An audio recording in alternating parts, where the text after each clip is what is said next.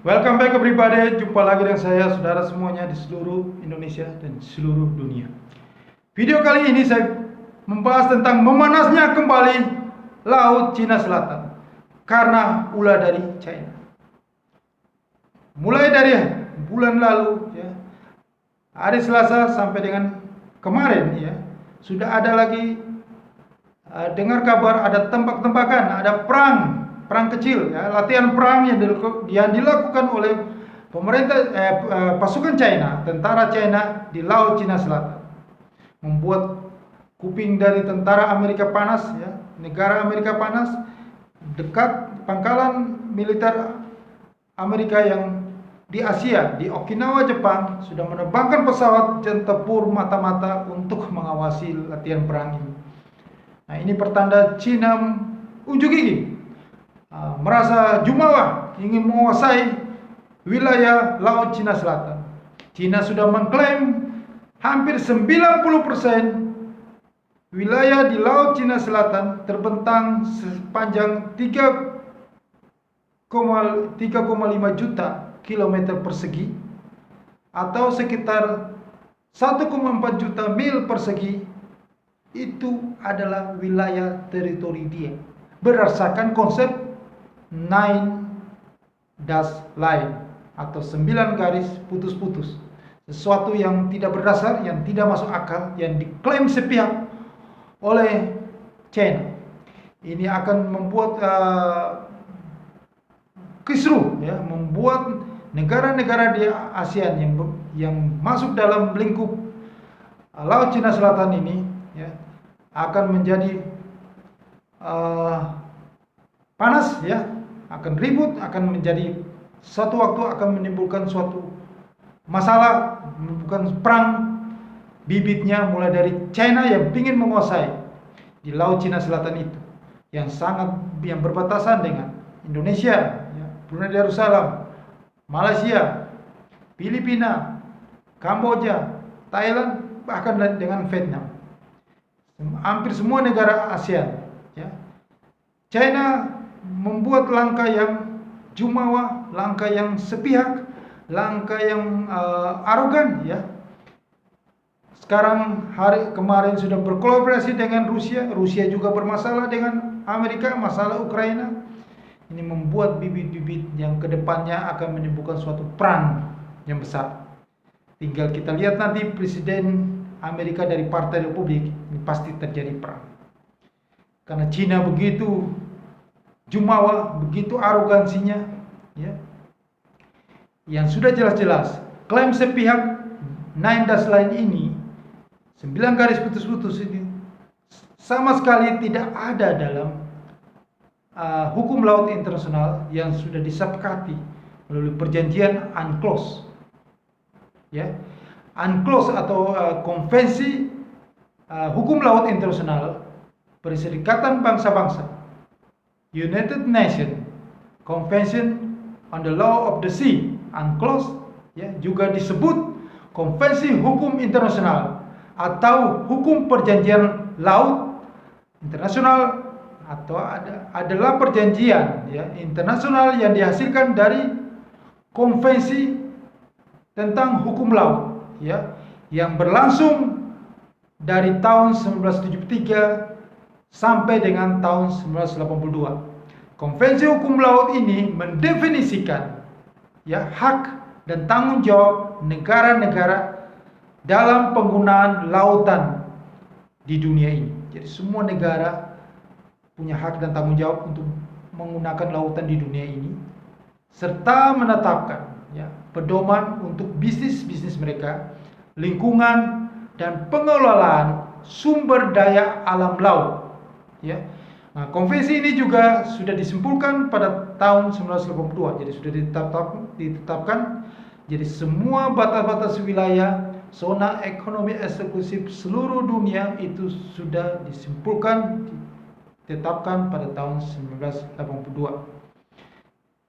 Mengganti perjanjian hukum internasional, hukum laut internasional pada tahun 1958 ya.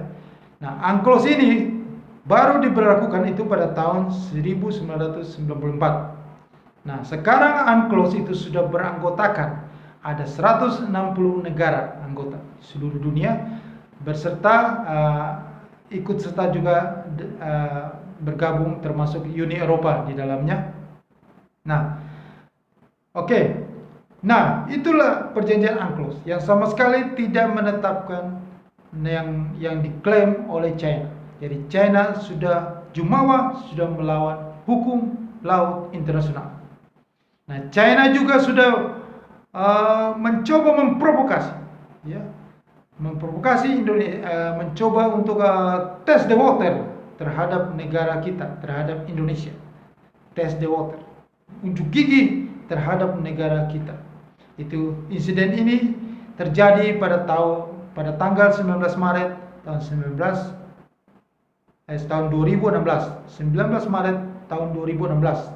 Insiden pertama kali kapal China KM 1VK mengambil ikan di perarian wilayah Laut Natuna, Kepulauan Riau. Mereka masuk mengambil harta karun Indonesia, ya, masuk ke dalam wilayah zona ekonomi eksklusif di wilayah teritori Indonesia, di laut teritori Indonesia. Dan pada dasarnya ini Cina sudah sangat-sangat salah. Mereka selalu beranggapan bahwa ini masih dalam wilayah 9 dash line. Konsep mereka 9 garis putus-putus ini, ya, yang jelas-jelas sudah masuk ke dalam daerah yurisdifikasi negara Indonesia, yaitu di Natuna, Kepulauan Riau itu. Nah, tindakan China ini, ya, sudah melawan hukum internasional yang dikenal itu sebagai unilateral claim, ya. Jadi mereka itu sengaja memprovokasi supaya kita itu mengakui itu ada 9 dash line ini, ya, konsep 9 garis putus ini merupakan wilayah mereka. Nah, ini jelas-jelas sudah salah dan tindakan dari negara kita tetap persistent objection. Jadi kita selalu melakukan penolakan secara terus-menerus. Nah, Indonesia selalu melakukan ini, persistent objection ini sejak awal sampai dengan sekarang ini. Karena Presiden Joko Widodo sudah menegaskan dengan keras bahwa melawan kedaulatan negara Republik Indonesia ini harus dilawan, ya. Dan ini tindakan yang salah dari China. China dengan pembelaan mereka bahwa itu dari negeri Cina-nya yang kapal mereka ditangkap itu. Setelah itu mereka membela diri, mereka mengatakan bahwa ini adalah wilayah tradisional fishing ground. Nah, ini adalah alasan yang tidak masuk akal, ya. Yang alasan yang benar-benar sudah melawan dari hukum laut UNCLOS. Inilah tindakan sepihak, tindakan rakus, tindakan mengambil ikan melawan hukum, ya. Nah, pada dasarnya, ya, pada awalnya memang laut itu tidak ada yang memiliki, itu bebas laut pada dasarnya, pada awal mulanya begitu, ya. Tapi pada perkembangannya setiap negara itu, ya, mulai, ya, jelas-jelas tidak ada lambat laun negara-negara mengklaim, ya, laut yang berbatasan dengan daratannya, ya. Setelah itu juga dengan mereka, kenapa mereka melakukan itu? Karena alasan keamanan, ya. Mereka mengatakan bahwa ini ada masalah national security, ya. Ya, jadi masing-masing negara mengklaim. Nah, dari situlah dimulai klaim-klaim, ya. Jadi mulai dari mengklaim laut teritorial hingga kemudian mereka mengklaim juga zona-zona tambahan, ya, di laut itu, ya, landasan kontinen dan masuk ke zona ekonomi eksklusif. Nah, itu akhirnya dibentuklah perjanjian hukum laut internasional UNCLOS itu. Nah, dari situ jadi klaimnya itu mulai dari daratan, ada daratan yang laut dekat daratan. Nah, dari hukum laut internasional itu UNCLOS itu menetapkan zona ekonomi eksklusif itu dari daratan 200 mil ke laut. Itu adalah merupakan wilayah teritori dari negara tersebut. Nah, dengan demikian dari hukum, dari konsep hukum ini jelas-jelas China sudah salah, ya. Tidak ada klaim terhadap laut tanpa adanya daratan. Itu sudah dasarnya di situ. Nah, sementara bisa dilihat di sini jarak antara China dan titik terluar nilai 9 dash line itu, yang dia beranggapan 9 dash line itu dari negaranya, dan titik terluarnya dari 9 dash line itu, konsep 9 garis putus-putus itu sangat-sangat jauh, ya. Lebih dari yang dimungkinkan atau dibolehkan, disyaratkan oleh hukum laut internasional, yaitu zona ekonomi eksklusif itu 200 mil dari daratan. Nah, ini jelas-jelas sudah sangat salah, ya. Klaim sepihak, ya, yang tidak berdasar. Jika benar-benar klaim yang dilakukan Cina berdasarkan historical title itu, ya, terhadap laut Cina Selatan, ya, jika semua melakukan seperti China, mengklaim secara historical title dan diakui dunia, maka semua, supaya Anda tahu sejarah, semua samudra di dunia ini akan sangat-sangat mungkin diklaim oleh Inggris. Karena dari dulu Inggrislah yang menguasai lautan. Dan sepanjang laut di wilayah Indonesia ini juga bisa diklaim oleh negara Belanda atau Portugis atau Spanyol. Karena mereka lah yang menguasai lautan di Asia. Nah, inilah cara Cina yang seperti kekanak-kanakan, ya, seperti anak kecil yang rakus, yang jumawa, yang mengambil hak orang lain yang bukan milik dia. Nah, dia unjuk gigi, ya. Pasti tindakan dia ini benar-benar akan dilawan oleh negara-negara barat, ya. Amerika pasti sebagai polisi dunia tidak akan tinggal diam, dan tindakan Cina ini akan sangat-sangat merugikan negaranya. Jika sampai terjadi perang yang besar, ya, maka Cina ekonominya akan runtuh, dia akan mengalami kerugian di sini karena pasar terbesar Cina adalah pasar di Asia Tenggara. Ya, kita harus melawan ini, harus membuat melawan dengan tegas, ya. Setiap tindakan-tindakan yang provokasi, yang mau mengambil kedaulatan negara kita harus dilawan, ya, harus tegas menanggapi ini, ya. Kita harus protes secara diplomatik, ya. Dan juga terbaik untuk saran kepada negara kita harus membangun, untuk pemerintah harus cepat-cepat membangun pangkalan militer di Laut Natuna untuk menjaga klaim-klaim, untuk menjaga suatu waktu akan unjuk gigi Cina untuk memasuki wilayah Laut Cina Selatan, memasuki wilayah Laut Natuna di Kepulauan Riau. Jadi pangkalan militer itu harus segera direalisasikan. Ini sangat penting sekali di sini. Nah, kondisi Cina yang begitu jumawa menguasai ekonomi di Laut Cina Selatan. Nah, ini akan sangat memperburuk kondisi ekonomi negara tersebut.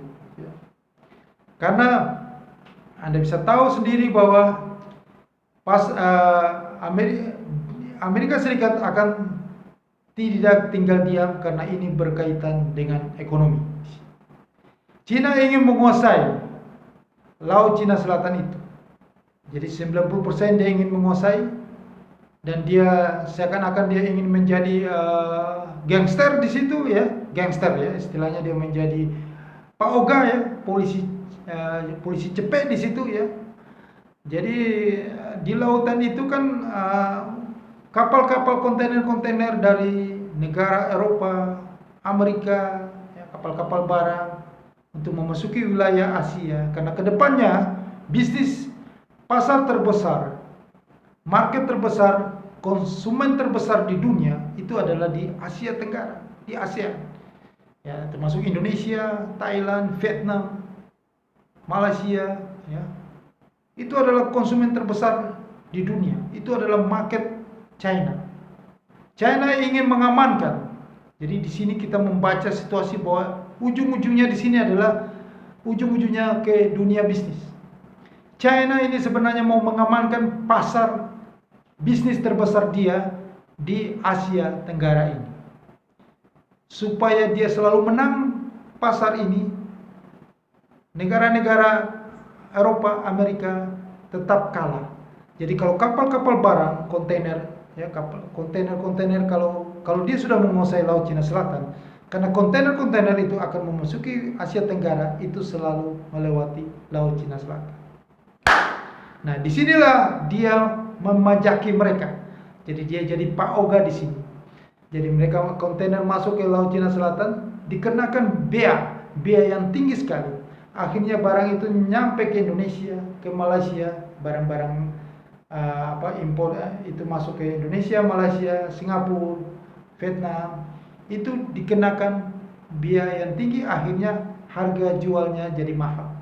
Sementara barang dia masuk ke Indonesia, Malaysia, Thailand, Cina, masuk semuanya itu dengan harga yang murah. Jadi selalu dia menang di pasar. Dia selalu memenangi pasar di Asia Tenggara. Eropa dan Amerika selalu harganya mahal, tidak laku. Karena dia sudah pajaki di sini. Dia sudah jadi Pak Oga di sini, di Laut Cina Selatan. Inilah trik licik China untuk menguasai Laut Cina Selatan. Untuk ujung-ujungnya adalah di ekonomi. Jadi saya mendapatkan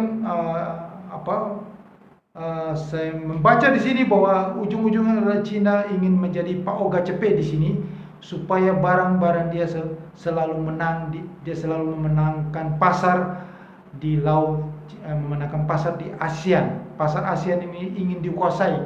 Bagaimana supaya ingin dia kuasai pasar ASEAN, ekonomi dia selalu bertumbuh, barang-barang dia tetap laku di ASEAN, maka dia harus jadi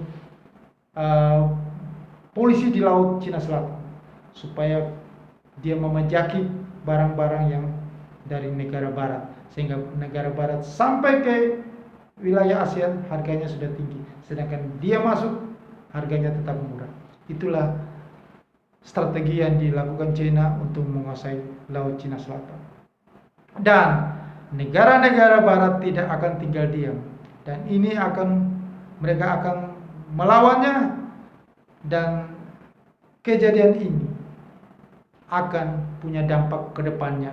Pasti akan terjadi perang besar di Laut Cina Selatan. Karena supaya Anda tahu semuanya perang yang terjadi di dunia ini itu ada dasarnya. Dasarnya adalah ingin menguasai ekonomi. Semuanya ujung-ujungnya masalah perut. Jadi mereka ingin menguasai sesuatu supaya masalah perut, masalah ekonomi saja. Jadi Laut Cina Selatan itu ujung-ujungnya adalah masalah ekonomi. Ya. Cina sudah berpikir ke depan bagaimana supaya dia tetap ekonominya maju, adalah menguasai Laut Cina Selatan. Maka mulai dari sekarang ini dia selalu memprovokasi, dia selalu unjuk gigi di Laut Cina Selatan. Dia tidak peduli dengan hukum laut internasional UNCLOS itu. Dan kalau memang dia tetap ngotot, tidak mau mempedulikan itu, aturan hukum laut internasional itu, tetap melawan, maka terjadi perang. Amerika dan kalau China paling dia sudah berkolaborasi dengan Rusia, tetapi kalau Amerika itu banyak sekali sekutunya. NATO akan serang. Yang pasti NATO akan serang China jika China macam-macam menguasai Laut Cina Selatan. Jadi kita tidak usah khawatir tentang Natuna. Tenang saja, NATO macam-macam, NATO akan serang China. Oke? Terima kasih atas perhatian Anda semua dengan video ini. Semoga video ini bermanfaat, menambah kesana wawasan Anda tentang bisnis dan investasi dan politik, ujung-ujungnya ke ekonomi, ya, tentang Laut Cina Selatan ini. Semoga bermanfaat, berguna bagi Anda semuanya. Terima kasih. Jangan lupa Anda subscribe channel YouTube ini, ya, Anda subscribe dan juga Anda tekan lonceng supaya Anda bisa notifikasi dapat dari video saya berikutnya. Terima kasih, sukses untuk Anda.